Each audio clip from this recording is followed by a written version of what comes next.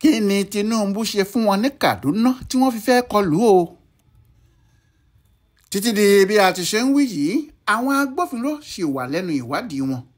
Wọ́n ń tọpinpin láti mọ ohun tó lè ṣẹlẹ̀ tí ọmọkùnrin kan tí kò sẹ́ni tó tí ì mọ orúkọ ẹ̀ fi fẹ́ kọlù ààrẹ Bọ́lá Ahmed Tinubu ní ìlú Kaduna. Àwọn agbófinró wọ̀nyí ń fẹ́ mọ̀ bóyá àrùn ọpọlọ ń yọ ọ́ lẹ́nu ni tàbí ó ní àágànná, nítorí bí kì í bá ṣe pé irú àrùn bẹ́ẹ̀ ń yọ ẹni náà lẹ́nu, kò lè déédéé bẹ́kìjà kó dìde láàrin èrò bẹ́ẹ̀ kó sì máa lọ tààrà sọ́dọ̀ odidi ààrẹ láti kọlù ú níbi tí àwọn ẹ̀ṣọ́ lóríṣiríṣi ti pé wámúwámú. Ohun tí àwọn èèyàn ṣe rò pé ọ̀rọ̀ iná kì í ṣe ojú lásán nìyẹn, pé ó lè ní gángan lára. Àmọ́ àwọn kan ní kò rí bẹ́ẹ̀ o, ìbínú àti ìbànújẹ́ tó wà lọ́kàn ẹ̀ sí Tinubu ló jẹ́ kó gbé kútà tó sì sọ pé òun ò kọ ohun tó bá lè dá bí òun bá fẹ́ kú kí òun tètè yá kú ni. Àti pé Kaduna tí Tinubu lọ yìí, ìpínlẹ̀ El-Rufai ni, alágbára sì ni níbẹ̀ fún ẹni tó ti ṣe gómìnà odidi ọdún 8 ní ìpínlẹ̀ wọn.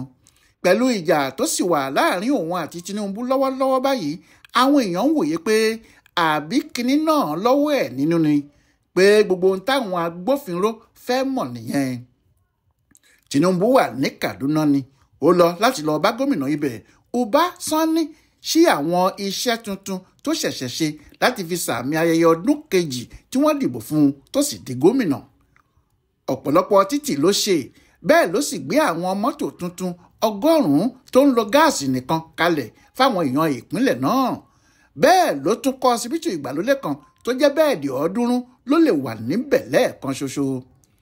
Gbogbo ohun tó kọ wọ̀nyí ló fẹ́ kí Tinubu wá sí ní Kaduna. Ní ọjọ́rú Wẹ́sídẹ̀ẹ́ ní Tinubu ìbá ti lọ síbẹ̀, àmọ́ ó yí ìrìn àjò náà padà sí Tọ́sídẹ̀ẹ́ ọjọ́ 19 oṣù kẹfà tá a wà yìí nítorí ti àwọn èèyàn tí wọ́n pa ní Benue tó sì di dandan fún un láti débẹ̀ bá wọn dárò. Àmọ́ bó ti kúrò ní Benue, Kaduna ló gbà lọ lọ́jọ́ kejì tó sì ń bá Uba Sani sí àwọn ohun tó kọ́ káàkiri.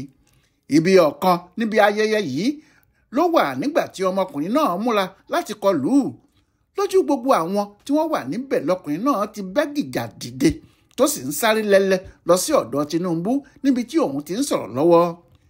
Wọn làwọn agbófinró gbogbo bá rọ́jànà lẹ́ẹ̀kan náà, wọ́n sì múra láti fa ọmọkùnrin náà ya pẹ́rẹpẹ̀rẹ.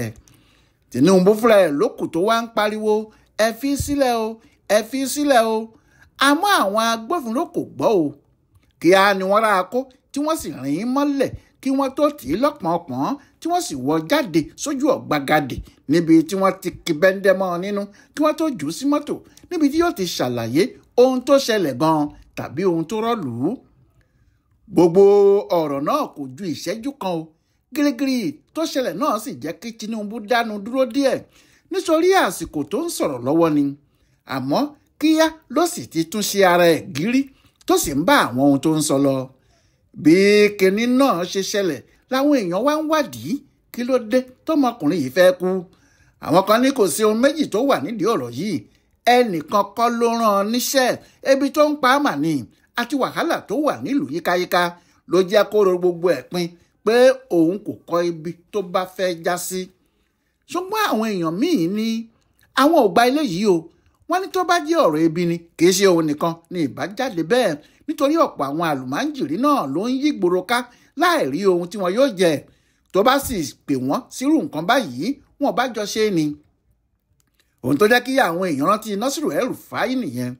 Ọ̀kan nínú àwọn tí wọ́n ń tẹ̀lé Nasiru El-Rufai lẹ́yìn ní gómìnà Uba Sani tó wà níbẹ̀ báyìí. El-Rufai ló sì mọ bó ṣe di gómìnà Kaduna. Ṣùgbọ́n kò pẹ́ tí Sani di gómìnà ní Kaduna ní èdè àìyedè ti bẹ́ sílẹ̀ láàrin òun àti El-Rufai. Ìjà náà sì fẹjú pátá nígbà tí El-Rufai fi ẹgbẹ́ APC sílẹ̀. Ọ̀kan nínú ohun tí El-Rufai ti rò ní pé Sani yóò bá òun lọ nígbàkigbà tí òun bá ń lọ. Àmọ́ Sani kò bá lọ. Kàkà bẹ́ẹ̀ níṣe ló rìn mọ́ àwọn Tinubu tó sì sọ pé òun kò sí nídìí ọ̀tẹ̀ àti àbòsí ní tòun o. Inú APC lòun yóò dúró sí nítorí APC ló gbé òun wọlé.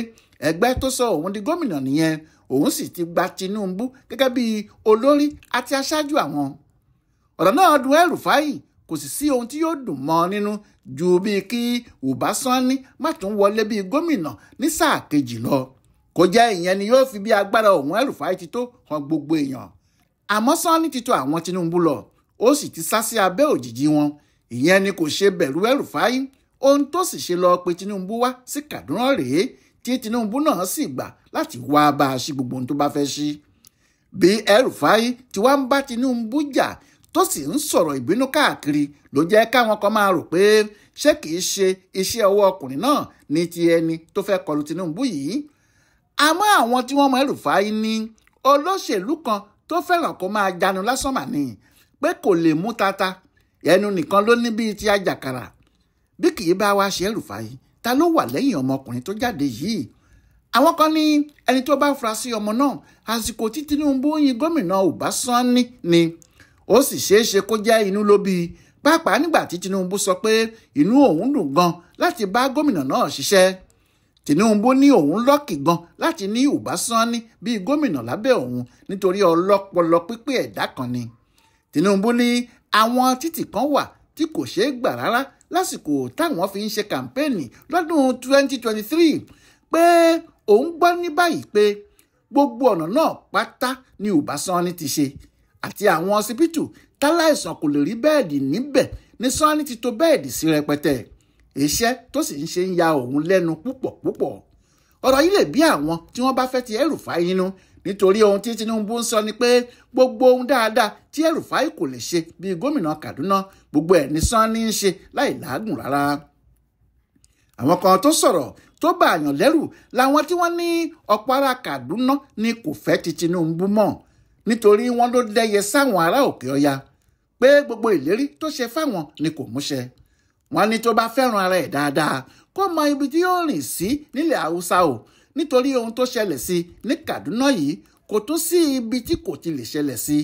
èyí tí yóò sì ṣẹlẹ̀ lè má ṣe tètè paná ẹ̀ bí èyí tí wọ́n rí yẹn.